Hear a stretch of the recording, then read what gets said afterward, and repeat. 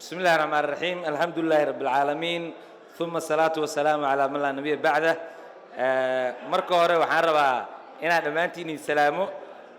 dadka ka soo qayb galay xafladda marti sharafta dhamaantiin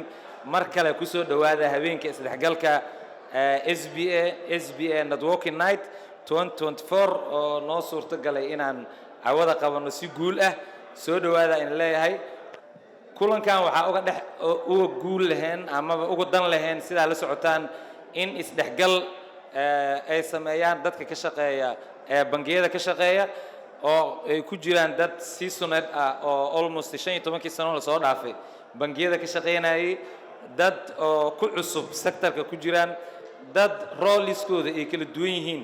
ama CEO level ha ahaadaan ama managers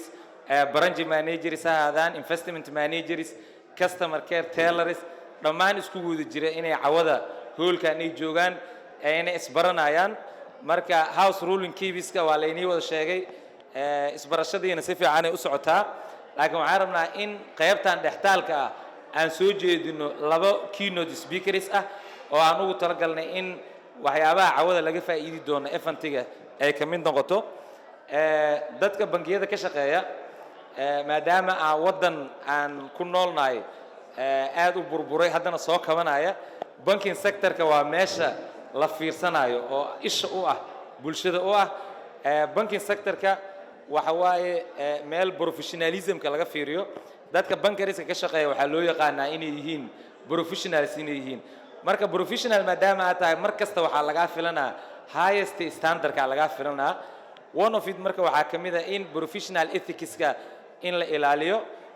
waxa kaloo kamid ah in respectiga ama ixtiraamka in aad iyo aad loo ilaaliyo whether customerska iyo dadka u adeegna haday tahay amaba dadka nala shaqeeya haday tahay ama dadka kale tacaamulka oo na dhexmaro intaba haday tahay waxa la rabaa to the highest standard inaan noqono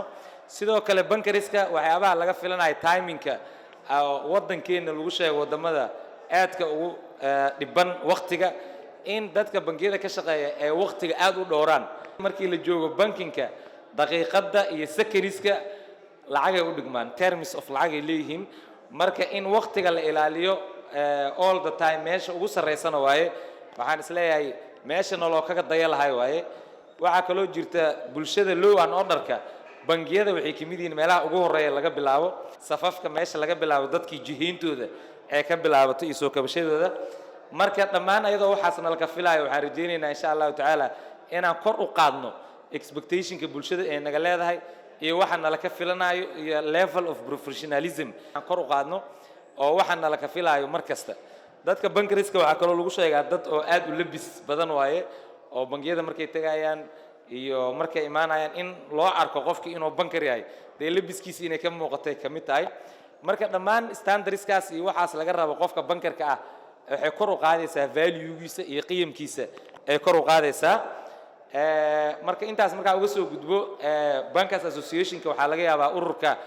dad in kamida efantigan inay ugu horeyso ay ka soo qayb galeen qaar kale in kamidana waxay ka soo qayb galeen kulamo oo kala duwan oo ururka uu qabto marka teamkiina ka soo qayb galay cawada efantigan waa sanadkii saddexaad aan qabanayno oo dadka inay isbartaan isdhex galaan dadka especially isku ka shaqeeya departmentska ka shaqeeya inay si fiican ay isku dhex galaan is yaqaanaan whether ay ka hadlayaan finance department ama investment ama credit ay joogan ama customer care ay joogan operations ay joogan sector kasta inay isku xirnaadaan ay si fiican uga wada hadlaan departmentska lawyerska kuwa riskiga ka shaqeeya kuwa compliance ka shaqeeya maadaama wadanka uu hadda aad u soo kabanayo shuruuc badanna ay wadanka hadda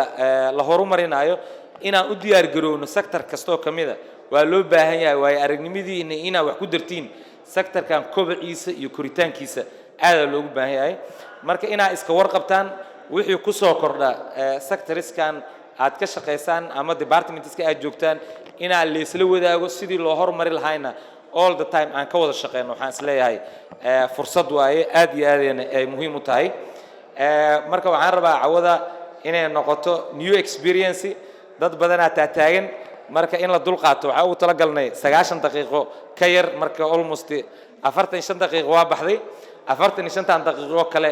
in loo dulqaato ayadana waxaan rajeynayaa insha Allah taala waqtigaas inaan ku soo gabagabeyno marka mar labaad iyo mar saddexaad waa idin soo dhaweynaa habeenka inii wacnaado aad iyo aad u mahadsantihiin السلام عليكم ورحمة الله وبركاته